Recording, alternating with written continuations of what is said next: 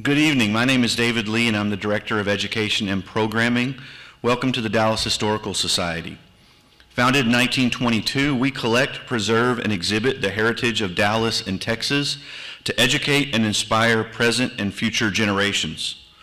We are honored to welcome Mark Finn to the Hall of State this evening. Mark Finn is an author, actor, essayist, pop culture critic, and movie reviewer.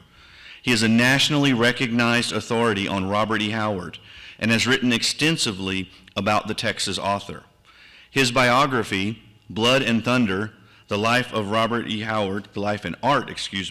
E. Howard, was nominated for a World Fantasy Award in 2007 and is currently available in an updated and expanded second edition.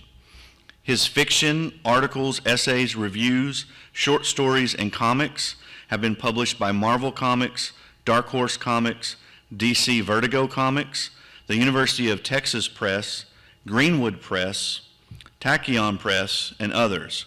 He lives in North Texas over an old movie theater, along with his wife, far too many books, and an affable pit bull named Sonia. So please join me in providing a warm welcome to Mark Finn.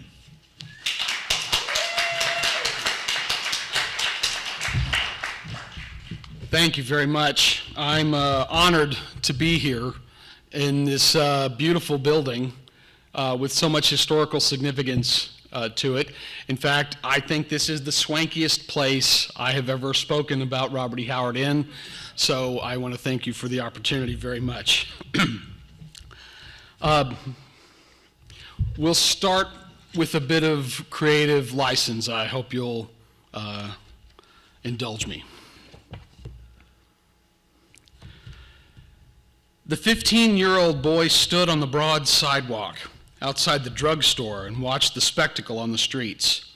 Farming trucks loaded with men and machinery trundled by, grinding and coughing as the men laughed and jeered. Horse-drawn wagons followed, carrying pipes and large interlocking drill bits. The farmers on the streets spoke with rueful envy of so-and-so's good luck. "He's set for life," they assured one another. Strangers walked up and down the sidewalk, hurrying to and from the bank, the diner, the feed store. They wore suits despite the ungodly heat and small-brimmed, high-crowned hats that did not originate in John Stetson's workshop. One of the strangers brushed by the 15-year-old boy, absently knocking him on the shoulder. "Excuse me," said the boy quietly. The stranger didn't reply, and his stride quickly carried him out of sight. Harder, rougher men walked beside these captains of industry. These hard men wore more traditional frontier outfits, denim jeans and high boots, work shirts stained tobacco brown, and crushed straw hats. They didn't tip their brims at the women of the town as they walked by, but instead let their gaze linger in their wake. The roughnecks on the truck called out to the farmers, who waved automatically in reply. Large wagons of men traveling in the other direction pulled up at the hitching post outside of Higginbotham's, and the men piled out, reeking of crude oil and mud. They bellowed and stamped, pushing each other out of the way in their haste to spend their pay. The men fanned out through the town, running towards the boarding houses, the public showers, the ice house, the drugstore, and the barber shop. Somewhere a woman shrieked at the appearance of a roughneck. Other raised voices floated across the street, an argument about money. Glass shattered in one of the stores. Two men staggered out of the diner, swinging furious fists as a crowd of cheering onlookers poured out of the door to watch them. Someone exclaimed, "He's got a knife!" before the crowd encircled the combatants completely, their frenzied shouts drowning out the sounds of the fight. The 15-year-old boy walked past the lean-tos where men in suits sat on wooden pallets, cooking food over a small fire, and women and children huddled around them. Further down the alley, a larger fire burned in an empty oil drum. A small clutch of men passed a bottle around, swilling generously. More cars zigzagged around the wagons and trucks going out to the oil field and parking recklessly along the same hitching post that held horses last week. The packed dirt road was awash in thick mud from the summer rains and the constant traffic. More women appeared on the sidewalks, gazing openly at the men, their eyes cutting under heavy lashes. A gunshot broke out through the general din. The sun had just started to dip behind the low buildings. The night was young. The 15-year-old boy watched it all. his furrowed brow darkening his blue eyes as he burned the images into his brain. The magazine he'd bought, the latest issue of Adventure, was folded in half and tucked carefully into his back pocket. Tonight, he would read it in the dim glow of an electric bulb out on the sleeping porch and dream himself to the other side of the world, far away from the roughnecks, the oil-filled bullies, and the woman of low character. His name was Robert E. Howard. His life was half over. When Texas authors are mentioned, certain names spring instantly to mind. Larry McMurtry, Cormac McCarthy, Catherine Ann Porter are recognizable in particular for their literary accolades. With a little more prompting, the names J. Frank Dobie, T.R. Fehrenbach, H.W. Brands might emerge as authors of distinction. But popular fiction is usually ignored, if not outright discouraged. And when an author's body of work is far more well-known than the author himself, so be it. Robert E. Howard is best known for the creation of a genre of heroic fantasy, a combination of fast-paced action and weird or supernatural events woven together to form a driving historical narrative, sometimes less charitably referred to as sword and sorcery. This genre was very popular throughout the 20th century and is currently enjoying a resurgence in the 21st. Even more fascinating was the fact that it was invented by a native Texan in the midst of the Great Depression. The genre was so popular that it spawned a slew of imitators, none of whom were ever able to evoke the same power and joie de vivre as Howard himself. As a result, the bulk of Howard's literary work has become eclipsed by a pop cultural construct known as Conan the Barbarian, a juggernaut that casts a shadow as large as big text, obscuring the rest of Howard's fiction and poetry and distorting his other accomplishments. This association with Conan is an albatross around Howard's neck, and that has relegated his fiction to the sci-fi section of the bookstore, when in fact he should be listed with the best and brightest Texas authors. Howard's writing is fiercely regional, steeped in the history of Texas, its myths, its legends. Howard borrowed names, places, people, and events in the construction of his fiction, and in doing so centered his writer's eye and his narrative voice squarely within the boundaries of the Lone Star State. J. Frank Dobie said, "Great literature transcends its native soil, but none that I know of ignores its soil." This observation perfectly encapsulates Howard's aesthetic. Within the field of the pulp magazines where he published the majority of his work, he was the most prolific author in the state of Texas to write modern westerns, featuring Texan characters, and even thinly disguising Texas history as fiction. Howard was born in Peaster, Texas in 1906. The son of a country doctor, Howard lived his entire life in small Texas towns like Bronte, Burkett, and eventually Cross Plains. Howard's mother encouraged and supported a classical education for her son and read to him from history and literature. This education included many of the books and authors that Howard would later cite as influences on his work, from Chesterton and Shakespeare to Kipling and London. Oral storytelling was a major influence on Howard as a child. His mother told him stories of Indian cruelty to the settlers of Texas, and he absorbed Southern ghost stories from his grandmother, the family cook, and other caregiving adults. Dr. Isaac Howard took his son with him on his rounds, and young Howard listened to his father swap tall tales and jokes with his friends and patients. As an adult, Howard traveled extensively throughout the state, visiting San Antonio, Austin, Galveston, Dallas, and Fort Worth. These trips were recreational, but Howard was also an avid student of history. His visits to other parts of Texas usually included a side trip to explore battle sites, ruins of old forts, and other historical attractions. Howard read extensively about Texas history, both factual and mythical. Citing an interest in the early pioneers, he also had sympathy for Native Americans and a keen fascination with the lore of Texas gunfighters. Who doesn't? This unique combination of tall tale, mythology, history, and classical literature can be seen in the majority of Howard's professional work.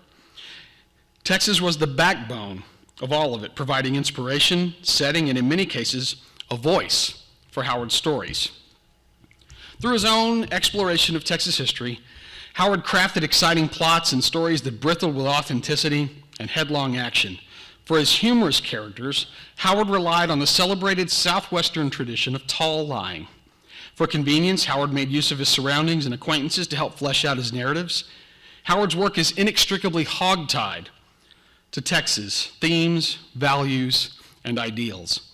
And he shared his thoughts on Texas, historically and otherwise, in his voluminous correspondence and, of course, in his vast body of work.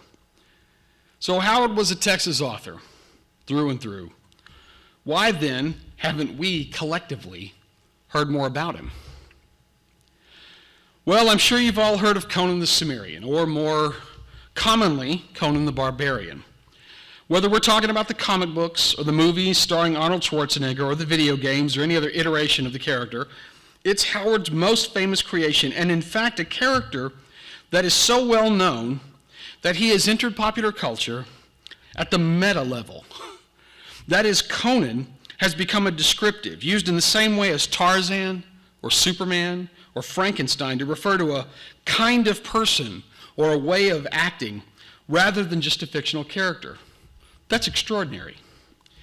This is incredible because Howard only wrote 23 Conan stories in his lifetime. That seems like a lot, but considering how long some of the other later stories are, it's nothing to sneeze at. Backing up a bit further, though, provides a little more context. He's credited with writing over 300 stories in his professional career, which only ran about 12 years. Conan does not account for even 10% of his fictional output, and we're not including the over 700 poems and the massive correspondence that has been collected into 3 thick volumes. Conan was popular in his day, in the early 1930s, in the pages of Weird Tales magazine, and he was a featured series from 1932 to Howard's death in 1936, often garnering a cover illustration and placing first or second in the monthly readers' polls. In 1946, the first collection of Howard's Weird Tales stories and poems, Skull Face and Others, was published by Arkham House, a small press publisher that was rescuing and reissuing old Weird Tales stories from other authors in the 20s and 30s, most notably H.P. Lovecraft. This effort was spearheaded by one of Howard's correspondents and friends, August Derleth. From that point on, Howard's work would be sporadically republished in book form through another small press publisher, Gnome Press, who issued the first series of Conan stories in hardcover.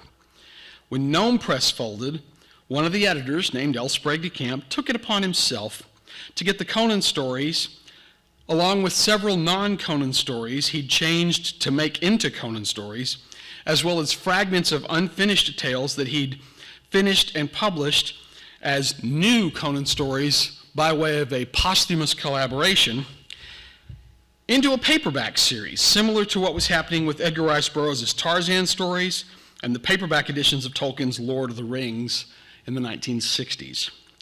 He eventually succeeded, and it was the production and success of those paperbacks sold in drugstores and bus stations for years that launched well and truly Conan.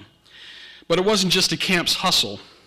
The cover artist for those paperbacks was the now legendary painter Frank Frazetta, and his 8 cover paintings of Conan are still considered iconic, the de facto image of Conan, and heavily referenced to this very day, and seen on countless vans in the 1970s, as well as Molly Hatchet album covers. You can't miss them.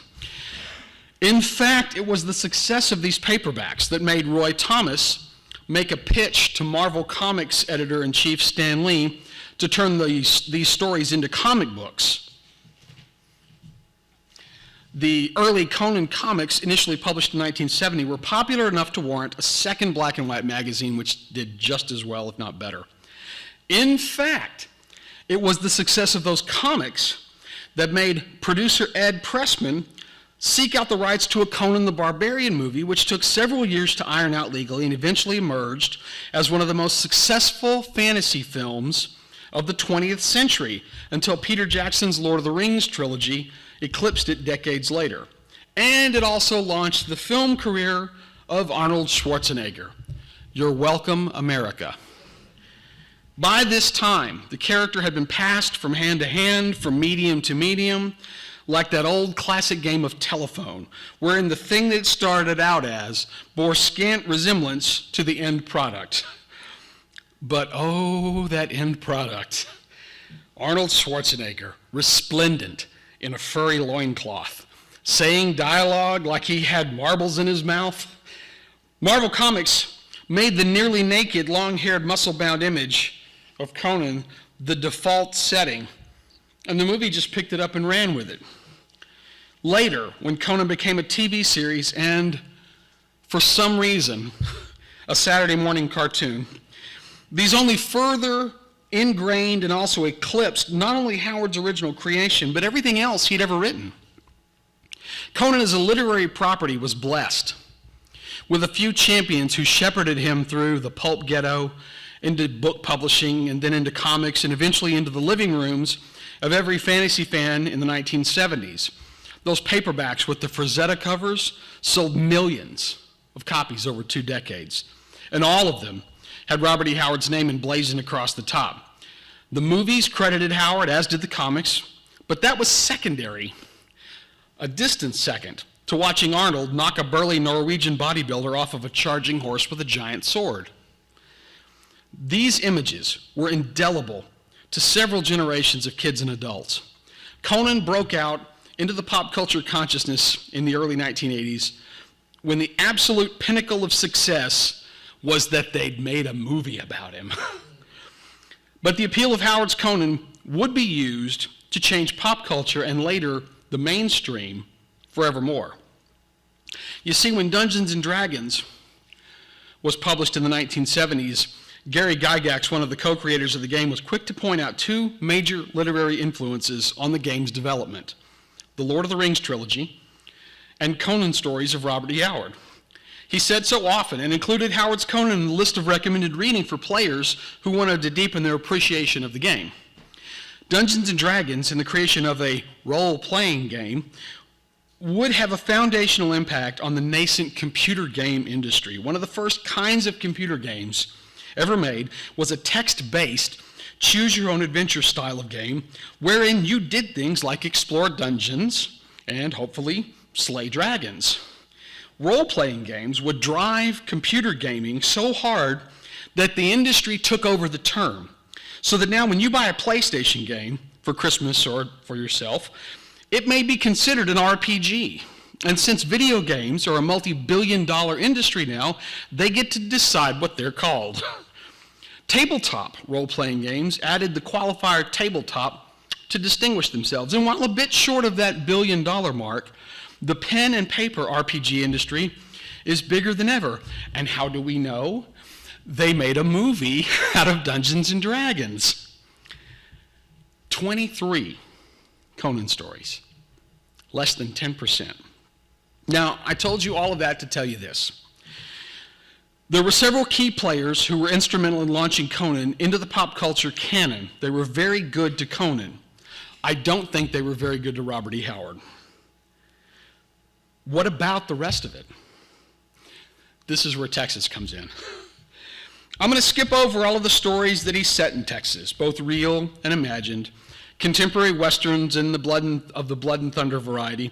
He also wrote ghost stories and humorous yarns, and even an attempt at a serious semi-autobiographical novel that he shelved. There are a lot of them. You'll just have to trust me.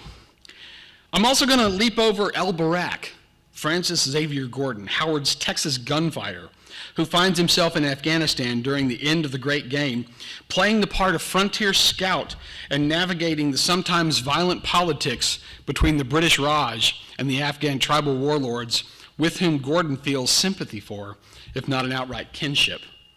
We're not even going to talk about the number of serious westerns that Howard wrote, inspired by a number of Wild West legends and historical incidents that Howard shuffled and rearranged to suit his needs. Instead, we're going to talk about Howard's humorous writings. It seems odd that the author of these dark, brooding Conan stories and horror stories and historical fantasy stories would actually have a good sense of humor.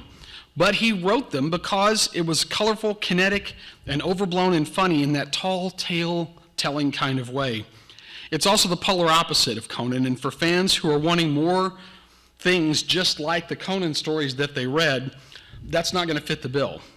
But these humorous writings kept Howard afloat initially when he was just starting out, and later in the wake of the Great Depression when it wiped out his bank account more than once. I think these stories were Howard's bread and butter because they were a part of his imagined and ingrained influences. He didn't have to think about what these larger-than-life characters sounded like or did because they were everywhere and in everyone he came into contact with. One of the characters who was popular during Howard's lifetime, a character he wrote about for much longer than Conan, was Sailor Steve Costigan, a prize-fighting merchant marine from Galveston, Texas, with a heart of gold, fists of iron, and a head of solid rock. Howard wrote these funny boxing stories in a first-person, unreliable narrator voice, in a dialect full of malaprops, exaggerations, and inventive slang. The first story, Pit of the Serpent, was published in Fight Stories magazine in 1929. Costigan later found his way into action stories and Jags and MC's Fight magazine. Howard wrote a total of 37 Costigan stories from 1929 to 1934. And while they were set on the other side of the world in exotic ports of call like Zanzibar, Costigan represented the Lone Star State more than somewhat. One of these stories is called Texas Fists, wherein Costigan finds himself in Tampico, where he meets a group of cowboys who, after watching him one-punch a fellow into unconsciousness, beg him to fight a grudge match on their behalf against the champion of a mining camp. Costigan refuses, and so they do the smart thing and drug him, kidnapping the sailor and taking him back to their spread. Costigan comes to and listens to the cowboys outside the bunkhouse talking about him to Miss Joan, the owner of the ranch. This is from Texas Fists. I was woke up by voices. I sat up and cussed. I had a headache and a nasty taste in my mouth, and feeling the back of my head, I found a bandage, which I tore off with irritation. Keel-hauled me, as if a scalp cut like that gun barrel give me needed dressing. I was sitting on a rough bunk in a kind of a small shack, which was built of heavy planks. Outside, I heard Slim talking. No, Miss Joan, I don't dast let you go in and look at him. He ain't come to, I don't reckon, 'cause there ain't no walls kicked out of the shack yet. But he might come to himself while you was in there, and they's no telling what he might do, even to you. That critter ain't human, I'm telling you, Miss Joan. Well, said a feminine voice, I think it's just horrid of you boys to kidnap a poor, ignorant sailor and bring him all the way out here just to whip that miner. Golly, Miss Joan, said Slim, kind of like he was hurt. If you got any sympathy to spend, don't go wasting it on that gorilla. Us boys need your sympathy.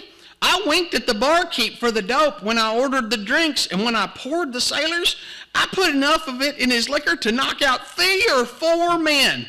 It hit him quick, but he was wise to it and started slugging. With all them knockout drops in him, he darn near wrecked the joint. Look at this welt on my chin. When he socked me, I looked right down my own spine for a second. He busted Red's nose flat, and you ought to see it this morning. Pete lammed him over the bean so hard he bent the barrel of his .45, but all it done was make Costigan mad. Pete's still sick with his stomach from the sock the sailor gave him. I tell you, Miss Joan, us boys ought to have medals pinned on us. We took our lives in our hands, though we didn't know it at the start, and if it hadn't been for the dope, Costigan would have destroyed us all. If your dad ever fires me, I'm going to get a job with a circus, capturing tigers and things. After that ruckus, it ought to be a cinch. The other great character that followed Costigan's adventures was one Breckenridge Elkins from Bear Creek, Nevada. Now, don't let the setting fool you. The same voices and an even more hyperbolic buildup of violence and nonsense mark these tales for the tall lying that they are. Elkins is a giant of a young man, a hillbilly that doesn't know his own strength or much of anything else either. He's nearly impervious to pain, and his family and the other neighboring clans that have been feuding and fighting for so long, they forgot how it all started. These stories were published in Action Stories from 1934 to 1937. a total of 36 in all if we throw in a few other humorous cowboys written in the style for other magazines. Several of these stories were rewritten and strung together to make a novel, A Gent from Bear Creek, which was published in the UK by Herbert Jenkins in 1937. This excerpt is from the chapter Meet Captain Kidd, wherein Breckenridge meets some cowboys led by Wild Bill Donovan, who are chasing a legendary pinto stallion named Captain Kidd, named after the pirate for their shared lack of morals. Donovan alleges that they've been following the horse for 500 miles, hoping to find a chance to sneak up on him, to catch him off guard or something. We got to have some kind of big advantage before we closes in or even shows ourselves. We're right fond of life. That devil has killed more men than any 10 horses on the continent. After warning Breck off and making him feel bad about himself for his disheveled appearance, Elkins comes across the horse and attempts to break him. He gets the idea of herding the horse into a natural corral in a canyon that he can seal off with a wall of boulders. In attempting to break free of this, Captain Kidd dislodges an overhanging shelf of rock that knocks the horse unconscious. Elkins quickly saddles him and mounts up while he can. This is what happens next. Well, when Captain Kidd recovered his senses and riz up, snorting and warlike, I was on his back. He stood still for an instant, like he was trying to figure out just what the hell was the matter, and then he turned his head and seen me on his back. The next instant, I felt like I was astraddle of a ring-tailed cyclone. I don't know what all he done. He done so many things at once I couldn't keep track. I clawed leather. The man which could have stayed on him without clawing leather ain't been born yet, or else he's a cussed liar. Sometimes my feet was in the stirrups, and sometimes they weren't, and sometimes they was in the wrong stirrups. I don't know how that could be, but it was so. Part of the time I was on the saddle, and part of the time I was behind it on the rump or on his neck in the front of it. He kept reaching back, trying to snap my leg. And once he got my thigh between his teeth and would have undoubtedly tore the muscle out if I hadn't shook him loose by busting him over the head with my fist. One instant, he'd have his head betwixt his feet, and I'd be sitting on a hump so high in the air I'd get dizzy. And the next minute, he'd come down stiff-legged, and I could feel my spine telescoping. He changed ends so many times, I got sick to my stomach, and he nigh unjointed my neck with his sunfishing. I calls it sunfishing because it was more like that than anything. He occasionally rolled over and over on the ground, too, which was very uncomfortable for me, but I hung on because I was afeard if I let go, I'd never get on him again. I also know that if he ever shaken me loose, I'd have had to shoot him to keep him from stomping my guts out. So I stuck, though I'll admit there's few more unpleasant sensations than having a horse as big as Captain Kidd roll on you 9 or 10 times. He tried to scrape me off again the walls too, but all he done was scrape off my hide and most of my pants. Though it wasn't until he lurched against that out-jot of rock that I reckon I got them ribs cracked. He looked like he was able to go on forever, and he aimed to. But I ain't never met nothing which could outlast me, and I stayed with him, even after I started bleeding at the nose and the mouth and the eyes and went blind, and then all at once he was standing stock still in the middle of the bowl with his tongue hanging out about 3 foot and his sweat-soaked sides heaving, and the sun was just setting over the mountains. He'd bucked nearly all afternoon, but he was licked. I knowed it, and he knowed it. I shaken the stars and sweat and blood out of my eyes and dismounted by the simple process of pulling my feet out of the stirrups and falling off. I laid there for maybe an hour and was most amazing sick, but so was Captain Kidd. When I was able to stand on my feet and taking the saddle and the hackamore off, he didn't even kick me none or nothing. He just made sort of a half-hearted attempt to bite me, but all he done was to bite the buckle off of my gun belt. There was a little spring back in the cleft where the bowl narrowed in the cliff, and plenty of grass and some water with the spring, and so I figured he'd be all right once he was able to stop blowing and panting long enough to eat and drink. I made a fire outside the bowl and cooked me what was left of my bear meat, and I lay down on the ground and slept until sunup. If there was any doubt about Howard's authorial voice in his Steve Costigan stories, the Breck Elkins tales lay those doubts to rest. Breck is even more outlandish and chaotic in the language Howard uses and the way he depicts acts of violence take on a funhouse mirror aspect that anyone who has ever listened to a veteran Texas storyteller will instantly recognize as tall lying. I first heard about Modi Boatwright when I was researching Blood and Thunder. He was a folklorist who was alive in the 20s and 30s, and he was a contemporary of J. Frank Dobie. Boatwright made a name for himself when he published a book that showed how the tall tales of the cow camps had morphed into the tall tales of the oil fields in the wake of petroleum being discovered in Texas. It was while I was pursuing some of these tall tales that I stumbled across it. To this day, I consider it to be the Rosetta Stone that explains most of Howard's fiction and firmly establishes Howard as a Texas author of the first degree.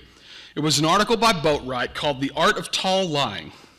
Boatwright set out to codify the rules of yarn spinning insofar as they applied to oral storytellers. As I read through it, my heart began to pound and my hands started shaking. This was the voice I heard in my head when I read the Breck Elkins stories. I'd found it. This well-respected Texas folklorist, in writing down how to properly tell a whopper, also described how Howard wrote his humor stories. We know from interviews with his next-door neighbor that he talked as he typed, and his voice was so loud that Mrs. Butler would open her window and ask Robert to keep it down, at which point Howard's mother would open a window and exclaim, "You leave my boy alone, he's working." In first person, he could make up the stories as he went along, transcribing them for an audience that would read it all over the United States, wherever action stories and fight stories magazines were sold. Howard wrote that way because he'd heard it and done it his whole life. First-person narrative, comically violent and full of folksy charm. These stories are in many ways the missing piece to a complete picture of Robert E. Howard's work. And lest you think I'm leaving him out altogether, Howard's most famous creation, Conan the Cimmerian, is the literary encapsulation of Howard's personal philosophy on barbarism versus civilization, a philosophy he adopted after watching the goings-on in oil-boom towns in which he'd grown up and observing people in that environment. Howard explained the inspiration for the character in a letter to Clark Ashton Smith in 1935. It may sound fantastic to link the term realism with Conan, but as a matter of fact, his supernatural adventures aside, he's the most realistic character I ever evolved. He is simply a combination of a number of men I have known, and I think that's why he seemed to step full-grown into my consciousness when I wrote the first yarn of the series. Some mechanism in my subconsciousness took the dominant characteristics of various prize fighters, gunmen, bootleggers, oil-filled bullies, gamblers, and honest workmen I had come into contact with, and combining them all produced the amalgamation I call Conan the Cimmerian. This series may have started out as a way for Howard to write about the kinds of ancient historical tales that he liked without having to do the research necessary for a given historical period, but the Conan stories soon took on the additional weight of being a proving ground for Howard's theories on barbarism versus civilization, which was a spirited debate that he and H.P. Lovecraft had been carrying on in their letters for years. One of the later Conan stories, Beyond the Black River, makes extensive use of this in the form of Texas history.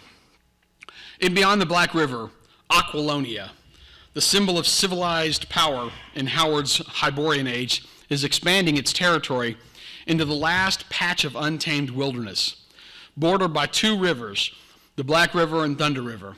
The land is peopled by the Picts, painted savages who are also fierce warriors.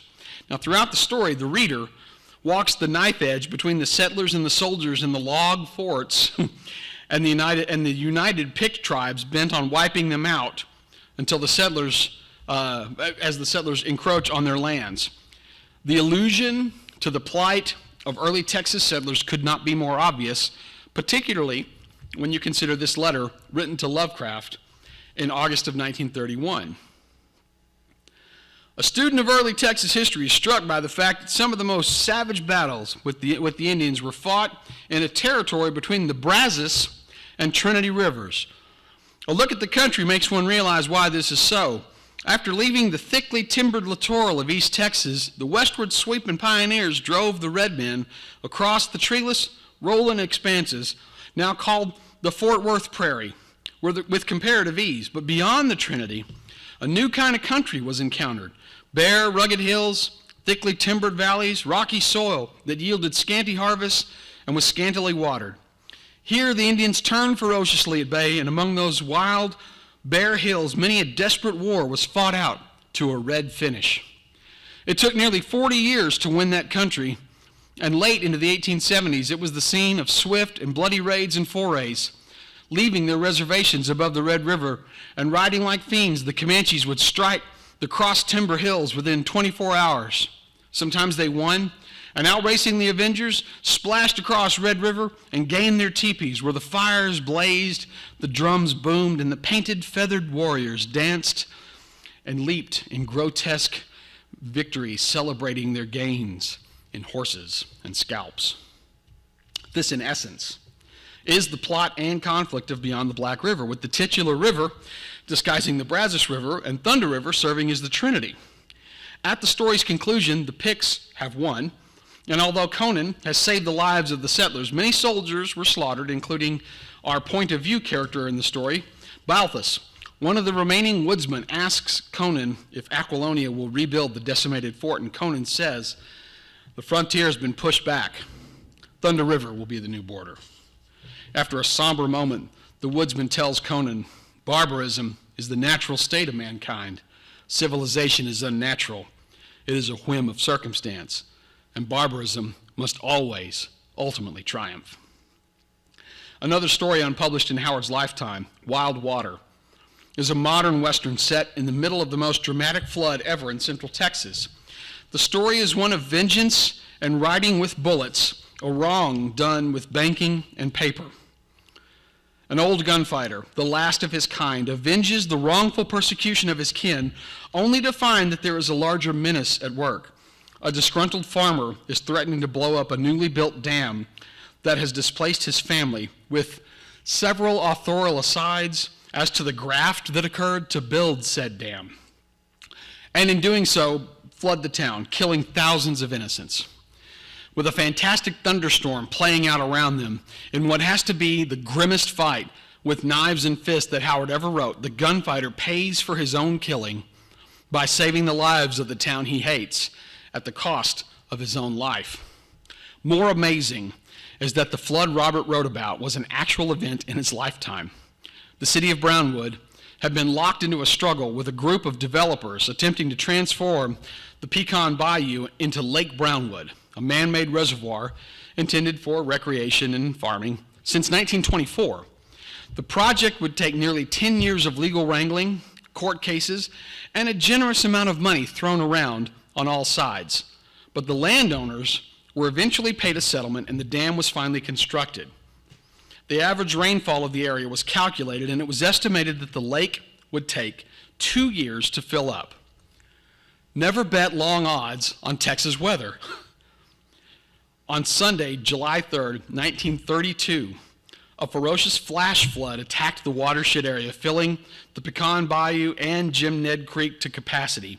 The not quite completed dam held, and the flooding filled the lake up to 150,000 acre-feet of water, over 7,000 acres, in 6 hours. The event became the set piece for Wild Water, as this letter to Lovecraft indicates.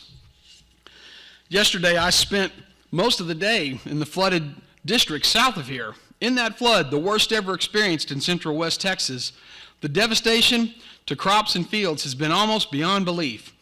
Fences were torn up for miles and washed clean out of sight or left tangled among trees along the banks. I don't know how many cattle or horses were drowned. The most impressive sight, however, was the Brown County Lake. I cannot describe the sensation of seeing that gigantic body of water where for so many years I've been accustomed to seeing dry creek beds or semi-dry creeks winding among arid post oak ridges. It has changed the whole aspect of the countryside. Where bridges and ranches stood, water 80 feet deep now ripples instead. It is so strange seeing a big body of water in the midst of this drought-haunted country of Post Oak Hills. It is but the work of men who stretched a dam between the hills, and yet it seems like a miracle. And more so when one recollects that it literally filled itself overnight. 145 miles of shoreline and one torrential rain filled and overflowed it. For days, the floodgates have been left wide open, and still all the rivers leading into the lakes are backed upstream for miles. It is the greatest project ever put forward in this part of the country. Just now, there is a great deal of resentment among the farmers and stockmen who live up the river, who consider the dam the main reason for their ruin in the flood, though in reality, much of the damage would have been done, dam or not. But they should be paid for it, their fields along the rivers, for which with the lake full, any kind of rise will back the water back up over their fields again. There is much hard feeling and talk of guarding the dam against possible dynamiting, though I hardly think anybody would be mad enough to do such a thing. The town of Brownwood lies directly below the dam, only 10 miles away, and should the dam burst, the havoc wrought there could hardly be conceived. Well, Howard conceived it. Howard died by his own hand at the age of 30.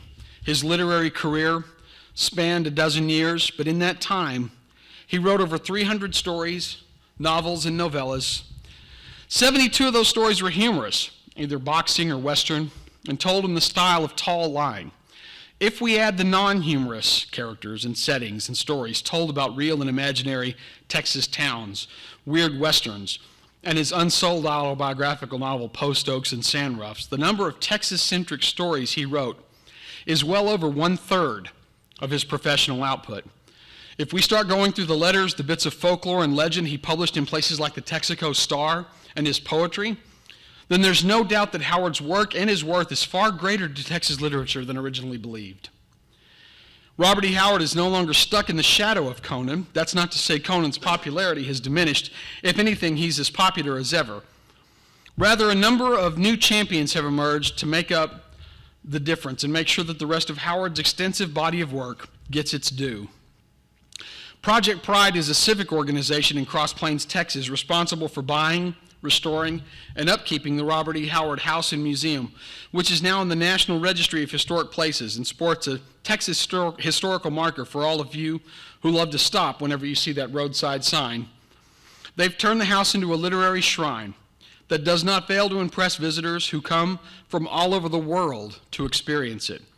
And once a year, they host a 2-day gathering, Robert E. Howard Days, wherein fans, scholars, enthusiasts, and creatives come from all over the country and elsewhere to appreciate and experience the home, walk in Howard's footsteps, and celebrate his life and his artistry. We also hang out well past our bedtime and swap tall tales, read poetry, and try not to cause too much trouble. Cross Plains has done an exemplary job of supporting Project Pride and all of the Robert E. Howard fans for the last 3 decades. One of the regular features every year is the Fists of the Ice House panel, wherein myself and 1 or 2 of my fellow boxing fans read aloud from Howard's boxing fiction at the place where Howard himself did some boxing. Without fail, without exception, and I've been doing this panel for over 20 years, at least one person always comes up to me afterward and says, I had no idea. I just thought the Conan stories, oh my God. It is one of my favorite things ever. The other thing that Howard has going for them is that the Robert E. Howard Foundation, a nonprofit group that makes sure Howard's name is forward in the discussion and that all of Howard's many characters are mentioned and discussed, and who provide and publish scholarly tools, such as the collected letters of Robert E. Howard, and a number of books full of stories that aren't Conan, such as the 4-volume Fists of Iron boxing series or the 2-volume Breckenridge Elkins series. Their mission is to make sure that all of Howard's literary output is available and in print in complete authoritative text editions for future study and enjoyment. It's a much wider conversation now, but it's still a quiet one. Howard deserves credit for doing what he did during his time and place that he was doing it. His work has survived the test of time and is routinely examined and studied at academic levels alongside other notable authors who started out in the pulps, such as Lovecraft, Raymond Chandler, Dashiell Hammett, Horace McCoy, just to name a few. I'll give Howard the last word from a letter that he wrote to Lovecraft. When you seem to read hostility towards literature in my remarks, remember this, that I was the first to light the torch of literature in this part of the country, however small, frail, and easily extinguished that fire may be. I am, in my way, a pioneer. To the best of my knowledge, I was the first writer to be produced by a section of country comprising a territory equal to that of the state of Connecticut. In the last few years, large numbers of youngsters have taken to writing. Some of them show real merit. Some have already far surpassed me. But I was the first writer of the post-Oak country. Thank you.